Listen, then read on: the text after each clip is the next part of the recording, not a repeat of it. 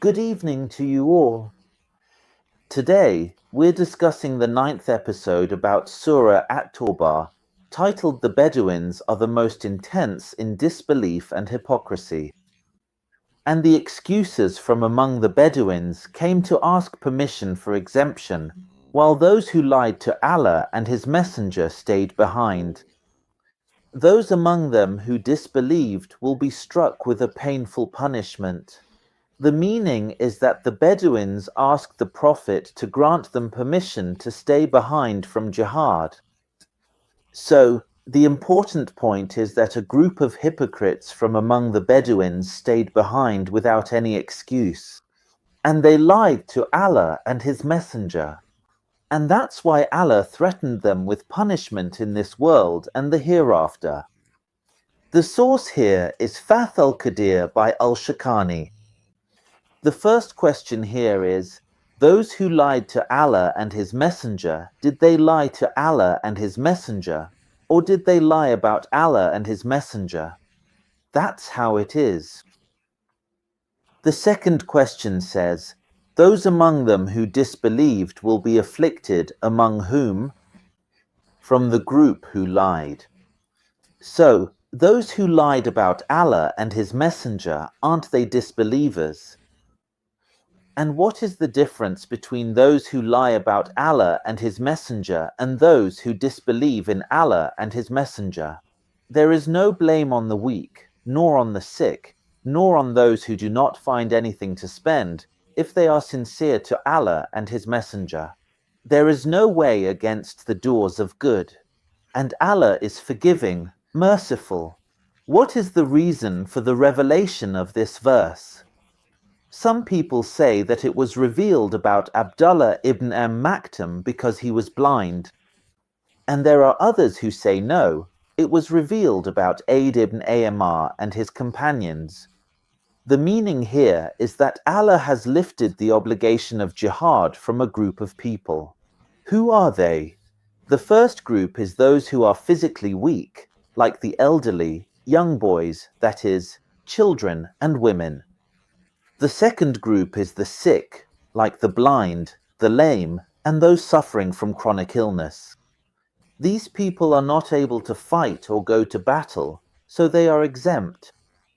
The third group is the poor, those who have neither provisions nor means of transportation, like horses or camels, nor do they have weapons or anything else.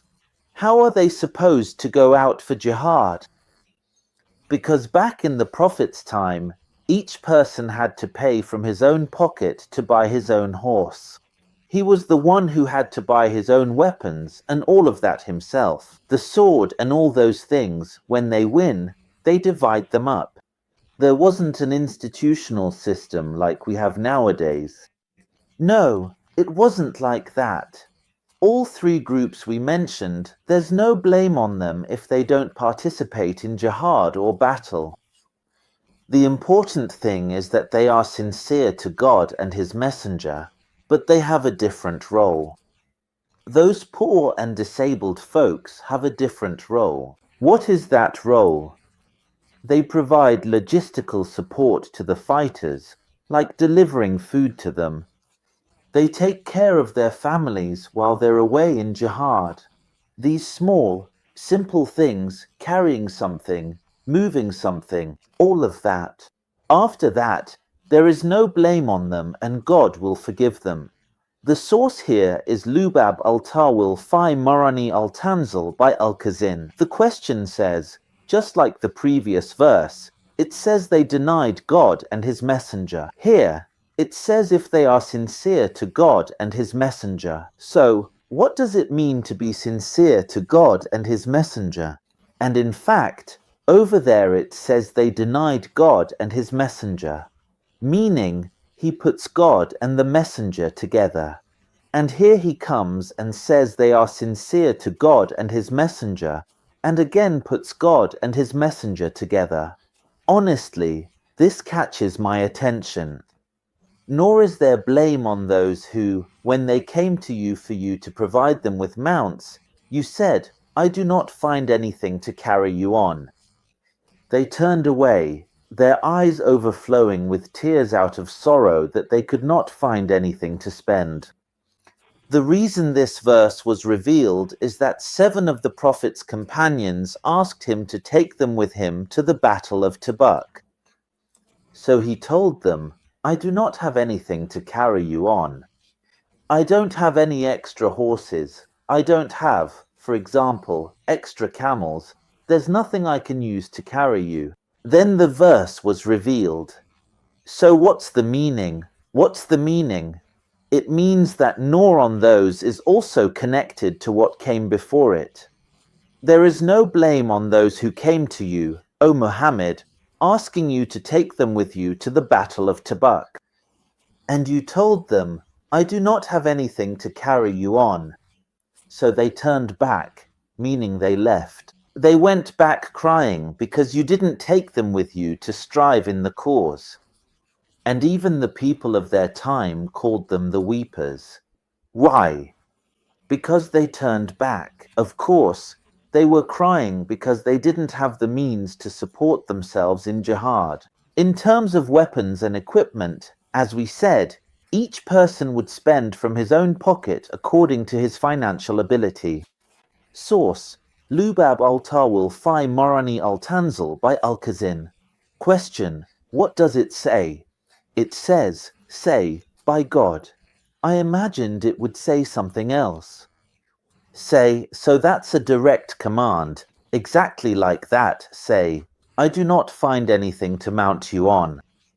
So this is a message or a command from God to the Prophet to tell them this, to those who don't have the means to spend, and to get horses, weapons, and things like that, or swords. But here, he says to him, "You said," meaning God is relaying the Prophet's words back to the Prophet. Honestly, this is the first time I've noticed this in the Quran. It simply means that God is describing the Prophet's actions on earth. He tells him, "You told them, I do not find anything to mount you on," so they left, upset. But the Prophet already knows, he's the one who said it, he's the one who told them, "I do not find anything to mount you on." So God repeats it after him again, and who is he repeating it to? He says to him, "You told them, I do not find anything." So what's the wisdom in telling him, "You told them"? I mean, he already knows he said it.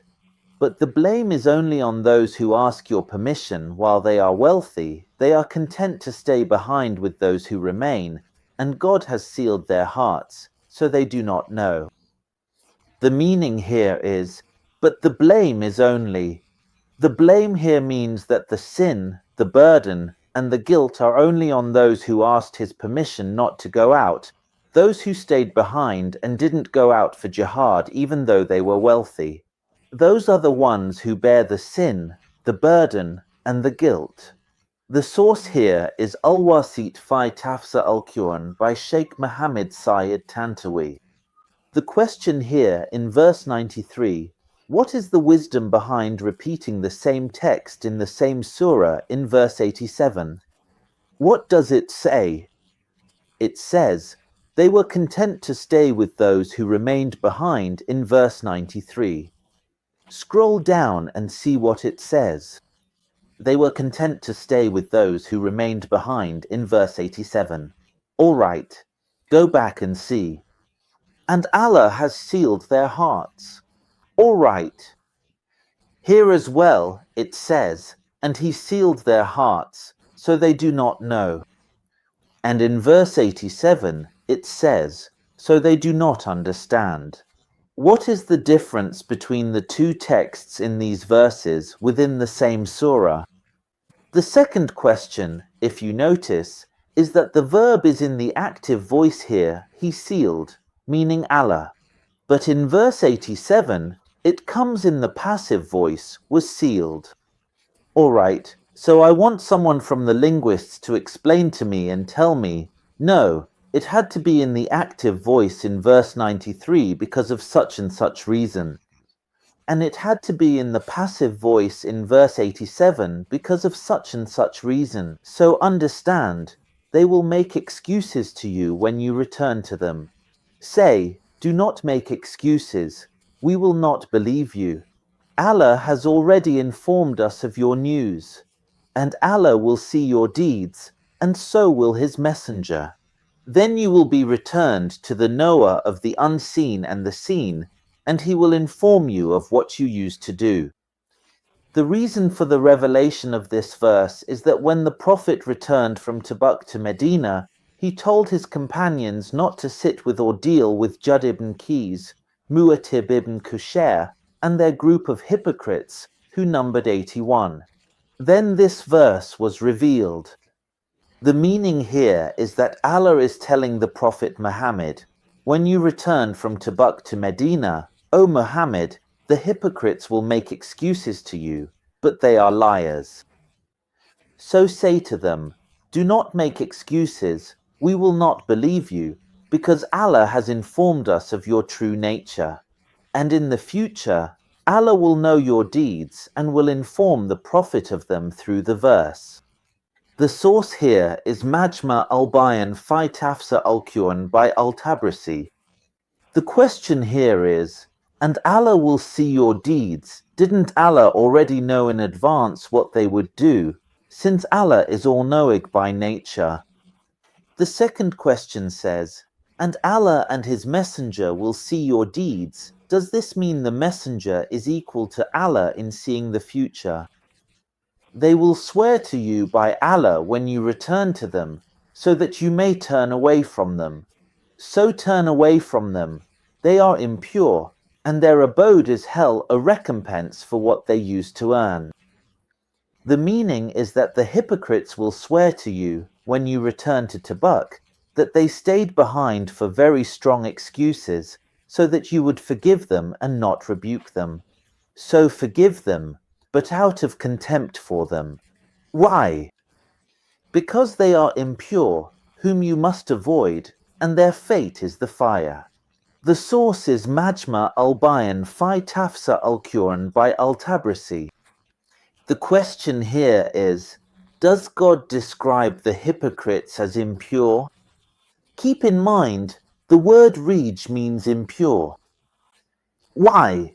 Even if they are hypocrites, they are still human beings in the end. They are still God's servants after all. Notice that God has previously described the disbelievers as impure, explicitly. O you who have believed, indeed the polytheists are impure. In the same surah, verse number 28. The second point is that the word about them is actually repeated twice in the verse. So the question is, if we removed one of them, what would be the problem? He says, so that you turn away from them, then turn away from them. Okay, so if we just take this part out completely and read it as, so that you turn away from them, then turn away. It is impure, they are impure, and their abode is hell. What is the deficiency that has affected the text? What flaw has afflicted it? They swear to you so that you may be pleased with them, but if you are pleased with them, indeed Allah is not pleased with the defiantly disobedient people. The reason for the revelation is that Abdullah bin Ubay bin Salul swore to the Prophet, saying to him, I will not stay behind from you, O Messenger of Allah, after this, nor will I be with your enemy against you. And he asked him to be pleased with him. Similarly, Abdullah bin Abi Isa swore and made an oath to Umar ibn al-Khattab, asking him to be pleased with him, and told him as well, I will be with you against your enemy. After that, the verse was revealed. The meaning is that when the Prophet returned to Medina, the hypocrites tried to win him and his companions back. But God told the Prophet and his companions, even if you are pleased with them, God will never be pleased with them. So the Prophet told his companions, therefore, do not sit with them, do not speak to them, and do not deal with them. The source here is Zad al-Masir fi Ilm al-Tafsir by Ibn al-Jawzi. So, the question is, what is the difference between verse 95, which we just discussed, and verse 96. They are, making excuses. People are making excuses in both verses. The second question says, if you are pleased, actually, are pleased here is a present tense verb for the plural. I would have expected it to say something else. If you, singular, are pleased with them, pay attention. Let's write it down so you can see how it looks, so that it's right in front of your eyes. If you, singular, are pleased with them, because God also uses he is not pleased. I used to think it would say, so God will never be pleased with them. The Bedouins are more intense in disbelief and hypocrisy, and more likely not to know the limits of what God has revealed to his messenger. And God is all-knowing, wise. The meaning here is that God is saying the Bedouins are more intense in disbelief and hypocrisy than the settled people, that is, the Bedouins who live in villages, hamlets, and all those kinds of places. Why did God describe them this way? Because they have harshness and roughness in their hearts. And it also says that it suits them. Ajdar here means it suits them not to know what God has revealed to his messenger. Who is the source? It is Jami al-Bayan fi Tafsir al-Quran by al-Tabari. So the question here is, why did God send his message to the Bedouins, even though he himself emphasized that they are the most stubborn in disbelief and hypocrisy, and that it is more fitting, or they are more deserving, that they do not know the limits of what God has revealed? Why is he sending his message to them? And among the Bedouins are those who consider what they spend to be a loss and wait for misfortunes to befall you. Upon them will be the evil turn, and God is all-hearing, all-knowing. The meaning here is that some of these hypocritical Bedouins see any spending on jihad for the sake of God, or on good causes and such, as a loss of the zakat money they pay. Why? Because, in the first place, they neither hope for nor expect any reward from God. He's just waiting for time to pass, for the Prophet to die, so he can openly return to polytheism. I don't have a question here or anything.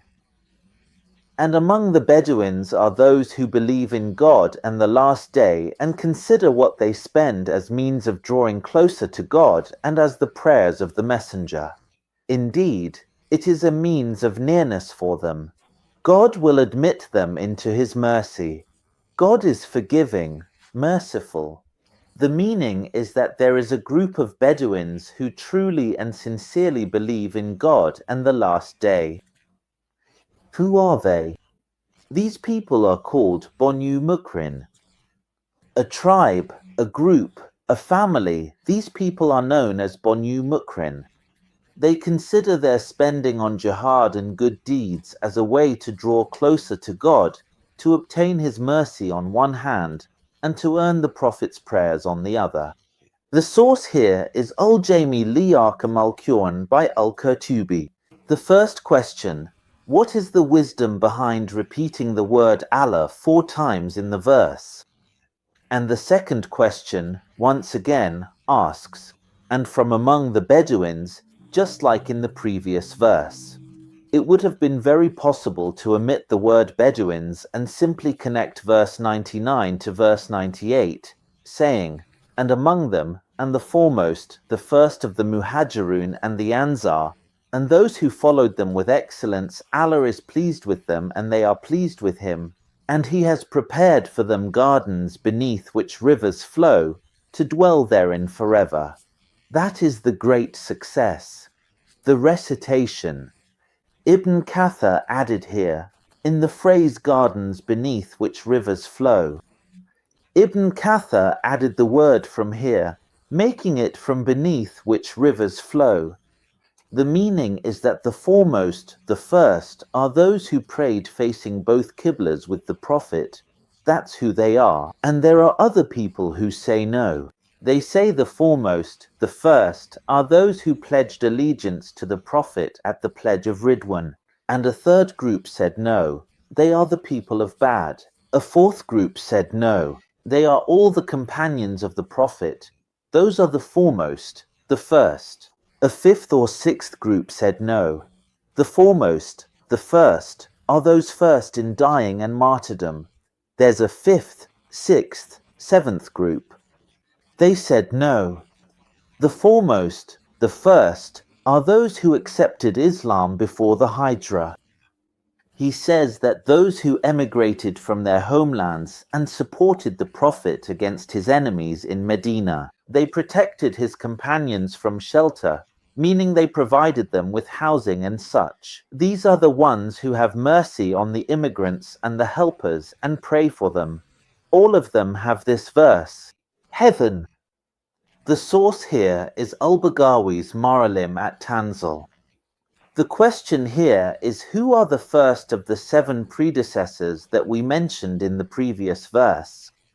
The last question says, Allah is pleased with them and they are pleased with him. How were they pleased with Allah? Thank you very much, and I'll see you in the next episode.